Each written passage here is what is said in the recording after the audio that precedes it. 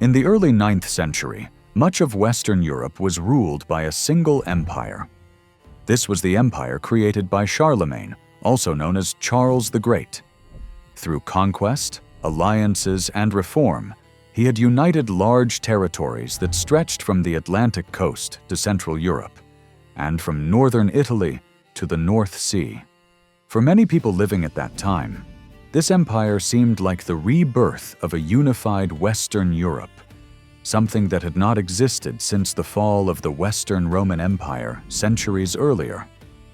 Charlemagne ruled as emperor from the year 800, and during his reign, he worked to strengthen royal authority, promote Christianity, and standardize laws and administration across his lands. However, this unity depended heavily on one person. When Charlemagne died in the year 814, the future of his empire became uncertain. Charlemagne was succeeded by his only surviving legitimate son, Louis the Pious. Unlike his father, Louis inherited the empire rather than conquering it himself. He faced a very different challenge. Instead of expanding borders, he had to preserve unity in a vast and diverse realm. The empire included regions with different languages, customs, and political traditions. To make matters more complex, Frankish tradition did not follow a clear rule of single inheritance. It was common for rulers to divide lands among their sons. Louis tried to avoid the complete fragmentation of the empire, but at the same time, he wanted to provide for his heirs. Over the course of his reign, he issued several plans for succession, each one attempting to balance unity with family expectations. These plans repeatedly changed as new sons were born and political alliances shifted. Louis the Pious had several sons, and their rivalries would shape the fate of Europe.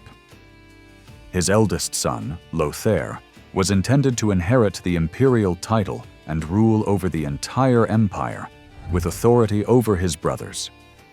Another son, Louis, later known as Louis the German, was associated with lands east of the Rhine River. A third son, Pepin, was linked to Aquitaine in the southwest. Later, a younger son, Charles, known as Charles the Bald, was born from Louis's second marriage. Each son had supporters among the nobility, and each expected land and power. As Louis tried to adjust his succession plans to include all his sons, tensions grew. These disputes weakened central authority and led to repeated rebellions during Louis's lifetime. When Louis the Pious died in the year 840, the fragile balance collapsed. Almost immediately, his sons began fighting each other for control of the realm. Lothair claimed the imperial title and sought dominance over his brothers. Louis the German and Charles the Bald resisted this claim, fearing that Lothair would reduce them to subordinate rulers. The conflict escalated into open warfare, drawing in armies, nobles, and regional leaders from across the empire. One of the most significant moments of this civil war was the Battle of Fontenoy in the year 841. The battle caused heavy losses on all sides. Although no side achieved total victory, it made clear that the empire could no longer be ruled as a single unified state without further destruction. After years of fighting, exhaustion and political reality pushed the brothers towards negotiation. None of them was strong enough to completely defeat the others, and continued war threatened the stability of all their lands. Talks began to divide the empire in a way that each ruler could accept. These negotiations led to the Treaty of Verdun, agreed upon in the year 843. This treaty formally divided the Carolingian Empire into three major parts. The division was not based on modern concepts of nation-states, but on regions, kingdoms, and lines of control that followed rivers, mountains, and existing power structures. Still, the treaty marked a turning point in European history because it ended the idea of a single Western European empire under one ruler. Under the Treaty of Verdun, the empire was split among three brothers. Charles the Bald received the western portion, known as West Francia. This territory roughly corresponded to much of modern France. Louis the German received East Francia, which included lands east of the Rhine River and would later form the core of the German states. Lothair, as the eldest, kept the imperial title and received Middle Francia, a long central realm stretching from the North Sea down into Italy. However, Middle Francia was geographically awkward and difficult to govern.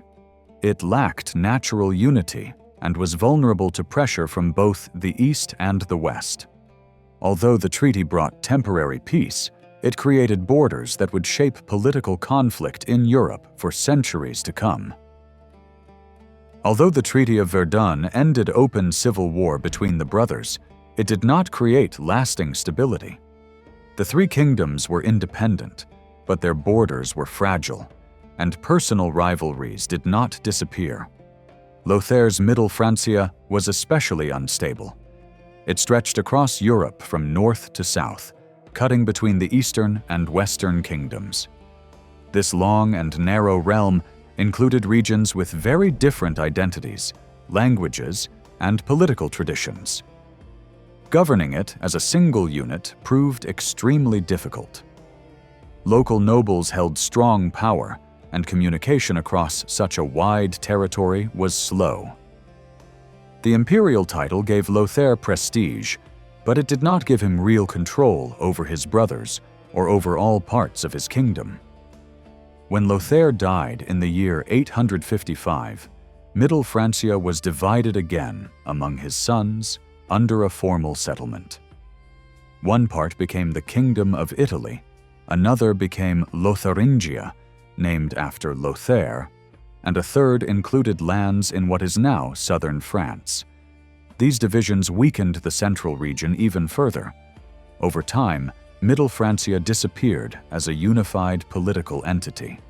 Its former lands became areas of constant competition between eastern and western rulers.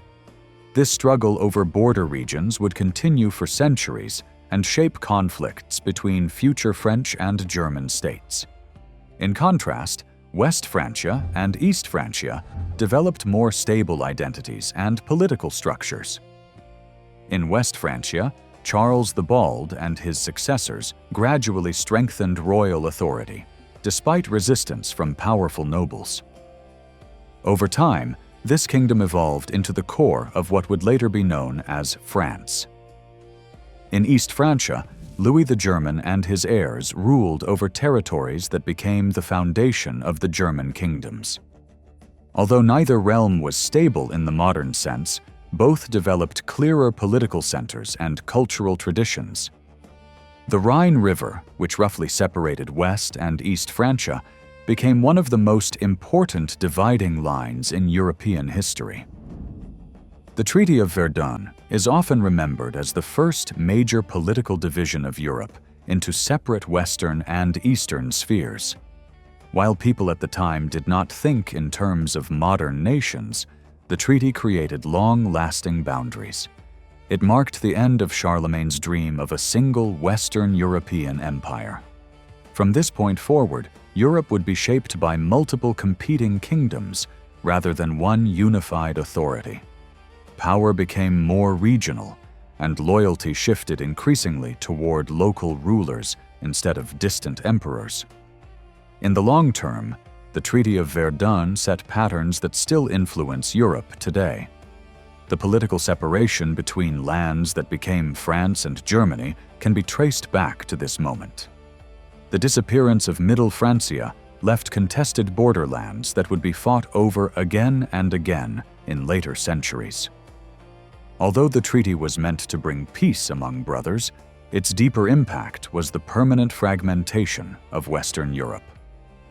What began as a family settlement in the year 843 became one of the most important turning points in European history, shaping the continent's political map for generations to come.